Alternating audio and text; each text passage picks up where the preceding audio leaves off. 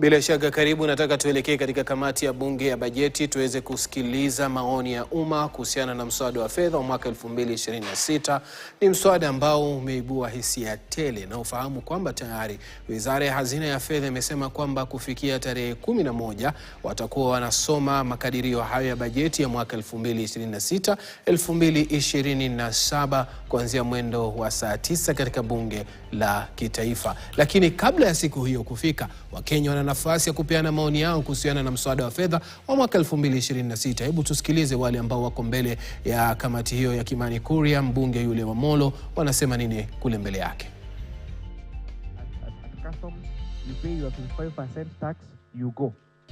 But now they are proposing you will pay that tax at the point of activation of the fund. And therefore, that is one of the discussions we have, and I'm happy that the phone manufacturers are here with us today.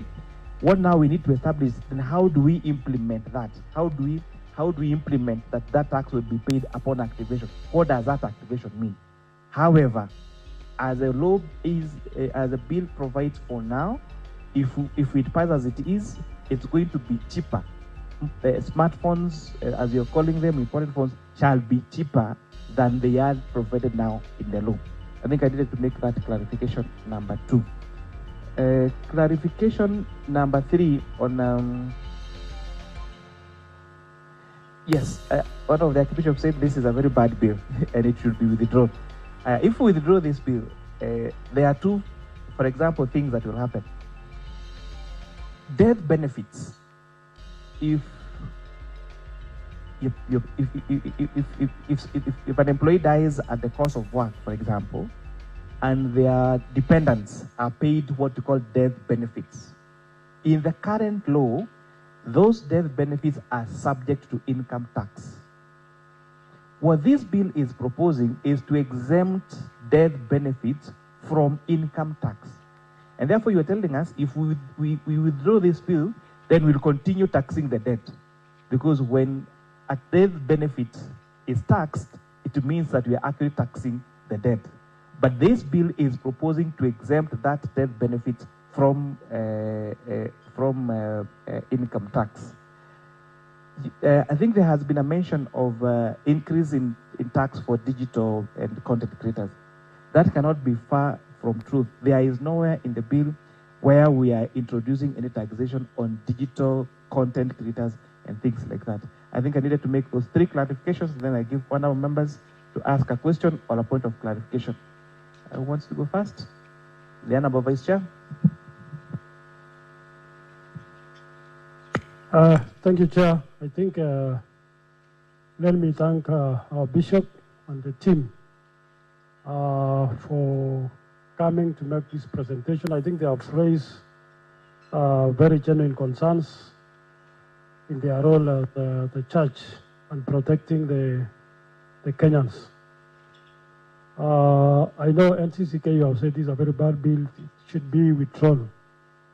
But I think, Chair, they have made very good contributions. The only thing in my view is that the provisions are general. If you look at the finance bill is very specific. That's clause by clause, clause by clause. So before even we talk about withdrawing the bill, it could have been fair to name some of those offending clauses. That would then mean we should consider withdrawing the bill in entirety, or we delete those offensive clauses. So my proposal, Chair, is that maybe after this, if you have any specific concerns on the bill in terms of clause by clause, then you can write to us and say, we feel this clause is offensive, it should not actually be amended like this, or it should be deleted like this. But I think to say we withdraw the bill wholesale, it will be, I think, an extremist action. So to me, I think let us be very specific on the bill. Where there are clarifications to be made, you can clarify with our officers here, so that Finally, what we present to Parliament and the final bill, which will go for signature, will be a better bill than it is right now. So I think we are here to listen to you, but give us very specific recommendations as per the bill. Of course, I know matters of corruption, matters of budget, those are concerns of Kenyans. And all of us, we made the constitution, and we gave different organs of government different roles. The organs that deal with corruption, and in the wisdom of Kenyans, they said, this is an independent institution, this is their mandate, they must fight this, so that you can't expect us to say, we summon EACC to do their job. They are actually supposed to do their job independently. So I think let us be very specific in whatever we say, so that we help this committee to produce a better bill that will then finally go to the President for signature. Thank you. Thank you very much.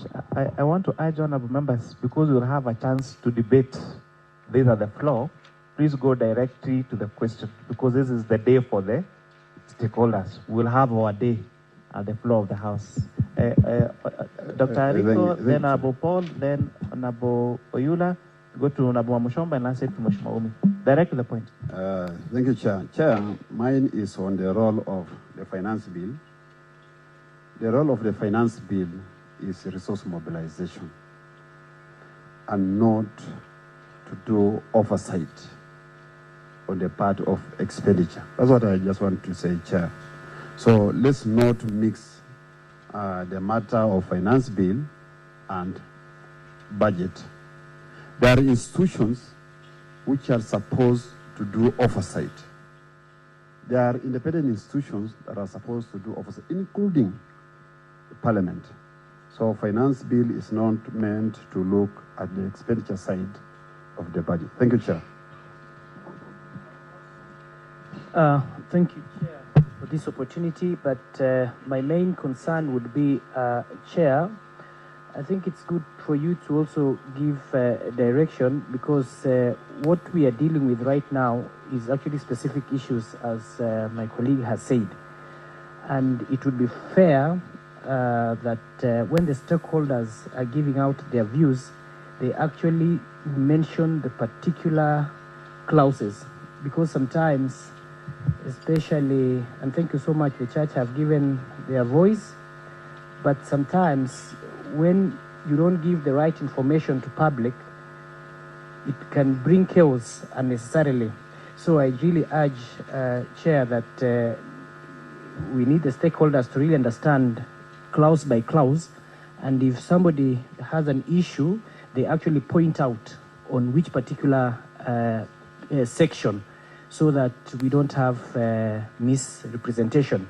I know it's actually difficult. This lawmaking process is usually complex, that many people may not understand, but you see, because we are talking to the nation, and especially stakeholders, strong stakeholders like the church, if statements come out that we need to struck off or to leave the finance bill, yet finance bill have been there from 1963, then I think there's a problem somewhere. Thank you.